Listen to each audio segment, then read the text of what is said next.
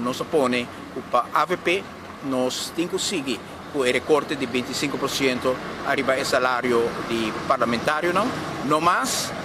nós añadir nessa aqui condição sim para motivo que durante o tratamento do pressuposto 2022 nós mira o Raad van Advies avisa que o governo está criando candidato de adviesorganen, o governo está criando candidato de diensten novo, o governo está nombrando candidato de consejero e o parte Raad van Advies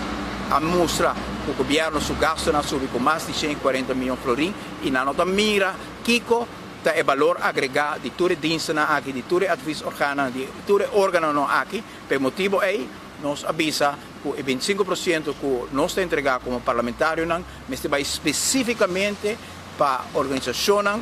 que ainda está sofrendo a consequência da pandemia, organização que está serve interesse e que está protegendo o interesse de esta mais vulnerável de nossa comunidade. Esse é o ponto número 1 que a fração de AVP acaba de entregar. E de 2 pontos que nós põe de nossa nota, que nós queremos que esses 2,6% me agora do NABEC completamente e de viaja. E veja que a senhora Evelyn Weverkrust está que está dando 5% e depois vai mirar se está dando o resto. Corsau avisa que está dando esses 2,6% back de viaja. Saint Martin avisa que está dando esses 2,6% back de viaja. Na Aruba, nós retenemos esses 2,6% supostamente para pagar fase